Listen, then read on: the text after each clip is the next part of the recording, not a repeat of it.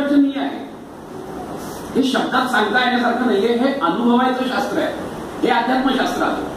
आतापर्यंत अनेक गोष्टी झाल्या. अभ्युदय झाला आणि आता निःश्रेयसाबद्दल बोलतायत. धर्मामध्ये दोन्हीही आहे, अभ्युदय आणि निःश्रेयस, भौतिक आणि पारमार्थिक. ह्या दोन्ही गोष्टी धर्मामध्ये सामावलेल्या आहेत. म्हणून धर्माची तिसरी जी पायरी आहे की मी व्यक्ती म्हणून त्या चैतन्याला कसं जोडून घ्यायचं. आणि हे जेव्हा मी चैतन्याला जोडण्याचा प्रक्रिया करतो त्यावेळेला तिथे अनंत मार्ग आहे. कारण ते जे तत्व आहे ते निर्गुण निराकार तत्व आहे. तिथे एक्सपिरियन्शियल नॉलेज महत्वाचं आहे.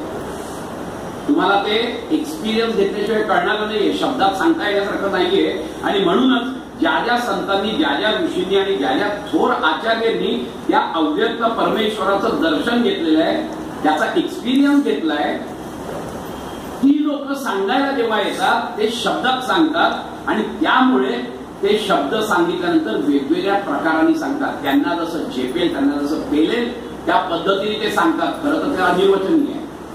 आणि म्हणून प्रत्येक माणूस जे जे सांगतो ते ज्या ज्या गटाला पटतं ते लोक त्याचे अनुयायी बनतात आणि तो एक संप्रदाय तयार होतो. मग तो सांगतो की अशा अशा मार्गाने जा, तुम्हाला त्या तत्वाचं दर्शन होईल, तुम्हाला त्या तत्वाचा एक्सपिरियन्स येईल. आणि अशा पद्धतीने आमचे वेगवेगळे पंथ निर्माण झालेले आहेत. प्रत्येक जण प्रामाणिकपणे प्रयत्न करतोय त्या चैतन्याला जोडण्याचा.